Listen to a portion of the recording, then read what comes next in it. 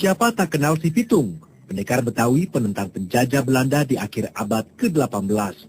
Tak sekedar menentang kekuasaan kolonial bak Robin Hood, si Pitung pun kerap menyatroni para tuan tanah penindas lalu merampas dan membagi-bagikan harta mereka kepada rakyat jelata.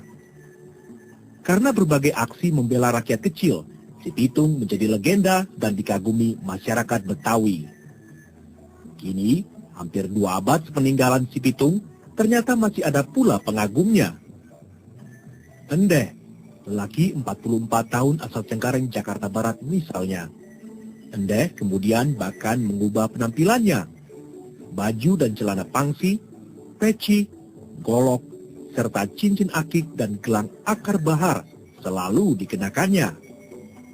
Berbagai aksesori yang dipakainya membuat Endeh bak titisan sang pendekar. Saya bergaya seperti ini tahun 2002 ya. Awalnya ya saya mengidolakan sosok legenda Betawi, Pitung. Saya pengen seperti dia aja gitu. Dari pakaiannya, penampilannya, gayanya, tingkah lakunya gitu. Ya dia kan boleh dikatakan seorang pahlawan Betawi ya. Nah, di samping itu juga dia punya jiwa yang mantap ya untuk menjadi seorang pendekar ya kan. Endeh lahir sebagai keturunan Betawi Tionghoa. Kekagumannya terhadap sosok si Pitung muncul begitu saja. Zaman sekarang kan boleh dikatakan orang jarang supaya seperti saya ini kan. Baju si Pitung, baju boleh katakan ini baju pangsi ya. Baju pangsi zaman dulu gitu kan.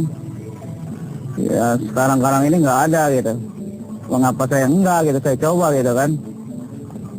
Satu begitu, kedua memang pernah saya sekilas lihat filmnya ya. Yaitu pakai baju merah, pici merah, bawa golok, terus sholat di kebun gitu kan, di mana dia mau ini dia sholat gitu kan. Itu kayaknya sifatnya itu benar-benar legenda buat saya.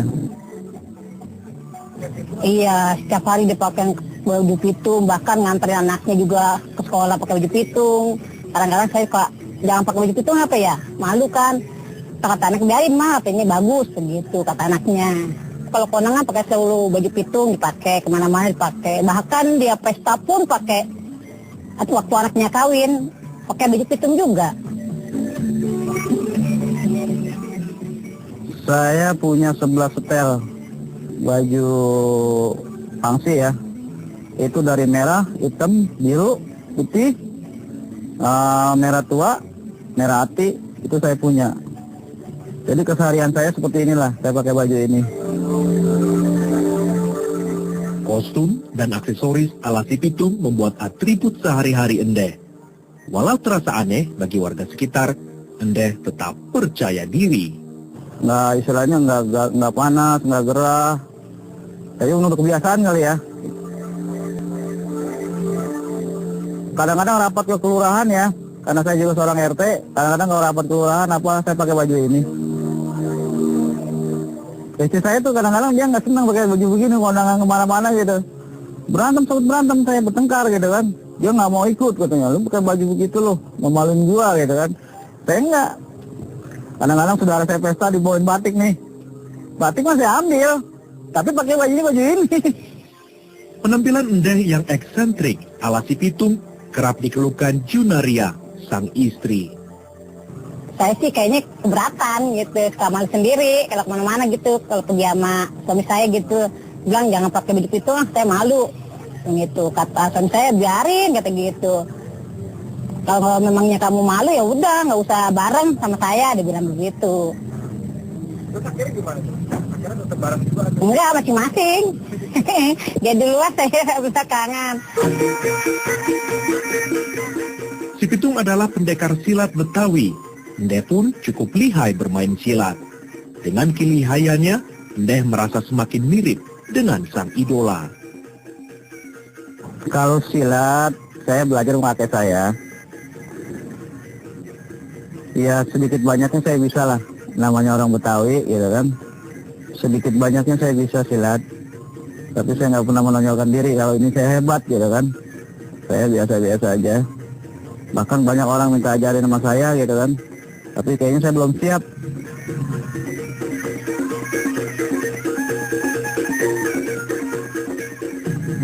Takutnya nanti kalau saya belajarin anak-anak tanggung gitu kan, belum apa-apa, udah pentil gitu kan, namanya orang udah silat kan gatel nih, nyoba gitu kan. Ntar dia berantem, ditanya dulu siapa, kan saya kan nggak enak. Satu begitu, kedua juga berat. Kalau belajar silat saya tuh berat. Itu kalau orang-orang kan jurusnya paling 8, 9 gitu kan. Kalau saya tuh 17 gitu. Jadi kuda-kudanya pun mesti di bawah gitu. Nggak kuda-kuda biasa di atas. Kalau saya benar-benar mesti rendah.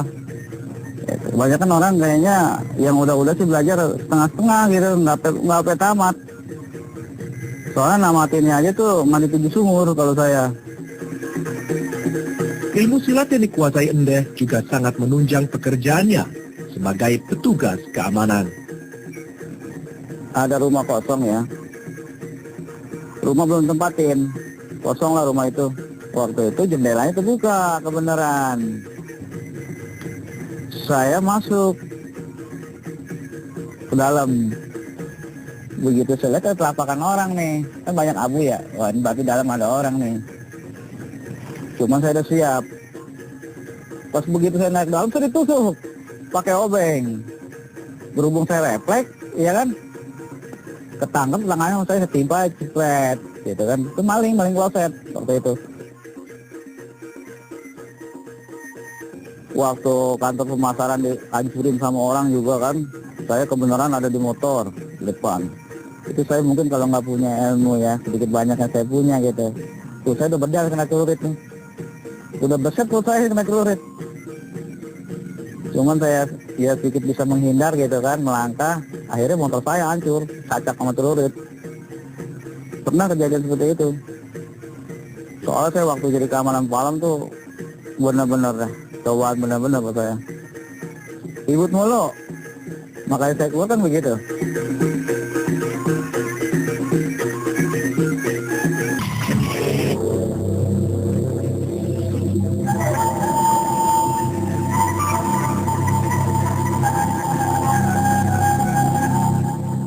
Meski mengagumi si Pitung, Endeh mengaku tidak tahu sejarah sang idola. Pengetahuannya tentang Semendekar hanya didapat dari cerita mulut ke mulut. Kalau baca buku saya nggak pernah, baca buku itu nggak pernah. Bahkan nonton film pun saya jarang ya, nggak pernah ya. Sekali mungkin nonton ya film Si Pitung ya. Tapi kalau untuk cerita lebih lengkapnya masalah Si Pitung, itu saya nggak berani, takut salah aja saya. Soalnya saya cuma mengidolakan aja sosok Si Pitung. Menurut sejarawan Betawi J.J. Rizal, legenda Si Pitung sebagai sosok pahlawan pembela kebenaran tetap hidup di tengah masyarakat Betawi. Sebab masyarakat membutuhkan sosok pembela rakyat kecil yang tertindas seperti Si Pitung. Dalam struktur masyarakat Betawi itu kaum jago ini menduduki posisi nomor 2. Nomor 1 diduduki oleh mualim atau guru, nomor 2-nya itu wake yang kebanyakan back atau sebutnya itu yang kebanyakan adalah kaum jago, dan ketiga masyarakat umum. Di dalam konsep masyarakat Betawi dikenal konsep buaya. Buaya ini sebenarnya sebutan yang sudah lama mati. Buaya ini mengacu kepada orang yang punya keilmuan dunia dan akhirat bersatu. Keilmuan dunia dalam artian dia memiliki kemampuan olah kanuragan atau orang Betawi bilangnya main pukulan silat. Tapi juga dia mempunyai ilmu akhirat, artinya dia seorang ahli agama. Endeh yang berpenampilan bak Si Pitung, pendekar Betawi di zaman kolonial, menjadi tanda adanya pergeseran pada tatanan budaya dalam masyarakat. Orang ingin menampilkan identitas dirinya yang azali, terutama kedaerahannya dia. Tapi kita juga harus bisa melihat ini juga sebagai tren semangat tempo dulu gitu. Juga kita bisa melihat ini sebagai perasaan kebanggaan yang muncul sebagai orang Betawi. memang ada satu pihak orang yang memakai gaya berpakaian seperti kaum jago, dia cuma ingin mengidentifikasi diri dan menguatkan kebanggaan dia sebagai Betawi, tapi ada juga satu pihak, dia mengidentifikasi diri dengan jago untuk membuat rona budaya kekerasan dan perasaan gentar atau takut orang lain yang berhadapan dengan kelompok yang berpakaian seperti jago ini. Artinya mereka itu produsen kekerasan. Tapi ada satu pihak yang kita bisa lihat sebenarnya mereka bukan produsen kekerasan, tapi mereka itu sebagai sebuah menjadikan diri sebagai sebuah medium untuk mencitrakan tradisi budaya masa lalu masyarakat Betawi, dan dalam konteks ini adalah struktur yang sudah hilang yang namanya kaum jago. Ende merasa ada sesuatu yang berbeda pada dirinya ketika memakai baju pangsi ala si Pitung. Selama saya pakai baju ini kayaknya ada sedikit karisma ya di bawah ya gitu kan. Orang-orang juga kayaknya gimana gitu kan. Saya satu aja saya nggak pakai di cincin nih. Kalau saya udah pakai baju begini itu kayaknya ada yang kurang nih. Apa yang saya kurang pakai saya nih? Kan cincin saya ulang dulu saya ngambil. Waduh, cincin gua ketinggalan nih. Kayaknya kurang enak gitu. Biasanya kan saya kan pakai cincin apa gelang bahar saya pakai gitu kan. Ada yang ketinggalan satu. Udah, saya pulang dulu, ngambil cincin, ngambil gelang bahar. Kayaknya ada yang kurang gitu.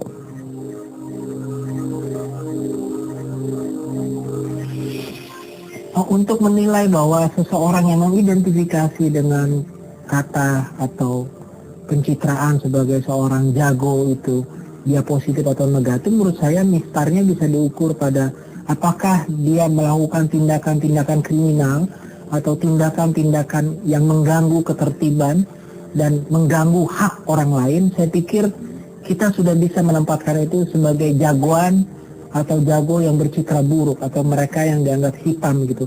Tapi juga ada, saya pikir, yang hanya mengidentifikasi dirinya dengan pakaian sebagai seorang jago sebagai sebuah identitas dan kebanggaan atas kelokalan dia dalam konteks ini Betawi, dan justru dia menjadi semacam artefak masa lalu yang mewujud dalam bentuk dirinya, dan menurut saya orang ini menjadi penting dan menjadi semacam mesin pengingat atas identitas lokal yang sudah punah.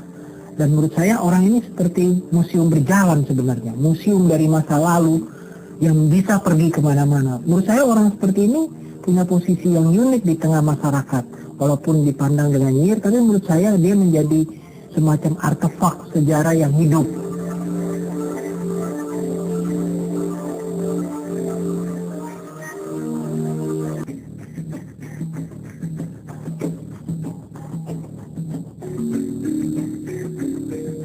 Dari sudut pandang kejiwaan, setiap manusia pasti memiliki sosok idola atau panutan.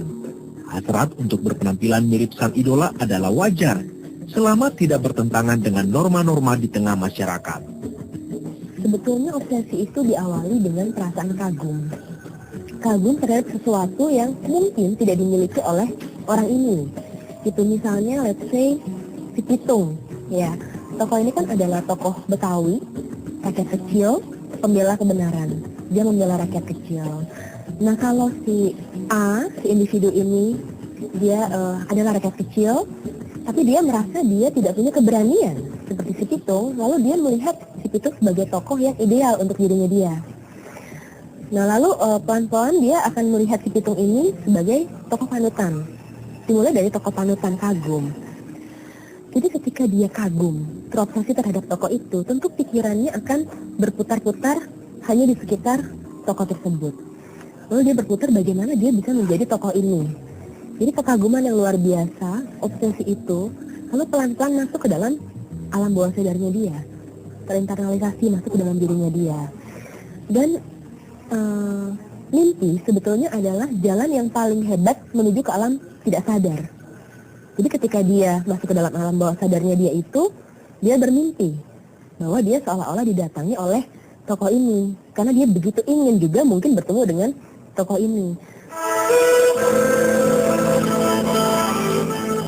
Di mata keluarga, Ende adalah kepala keluarga yang bertanggung jawab. Kepribadiannya tidak berubah, meski penampilannya cukup nyentrik untuk ukuran zaman sekarang. memang dari tampang dia sangar, tapi dia hatinya baik, bijak orangnya. Bahkan dia sering banyak menolong orang. Kalau misalnya orang nih lagi nyewa tenda, orang kesusahan, bahkan dia nggak ada uang segini, kata Pak RT udah nggak apa-apa. Dia orangnya memang bijak, dia baik. Bukannya saya ngomong gada-gada, emang saya ngikutin. Saya juga jadi istri dia udah bukannya setahun 2 tahun, udah belasan tahun, bahkan 20 tahun. Tapi saya salut sama Bapak RT. Orangnya baik dia. Kadang-kadang emang saya yang suka galak sama ini, tapi dia selalu mengalah dia. Marah saya kalau misalnya ada yang ngatain suami saya marah.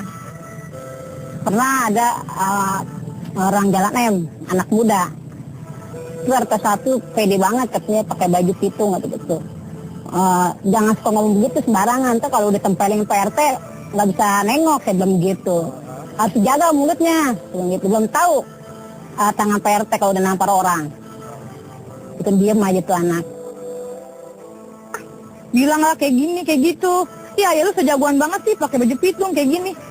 Aku selalu balikin, urusan lu apa? Bokap gua ganggu lu gak? Kayak gitu aja sih. Dia diem, pasti aku balikin dia diem lah. Kan dia cuma ngeliat dari luarnya aja, belum tahu siapa ayah aku sebenarnya. Di tengah masyarakat tidak sedikit orang yang berperilaku seperti Endeh.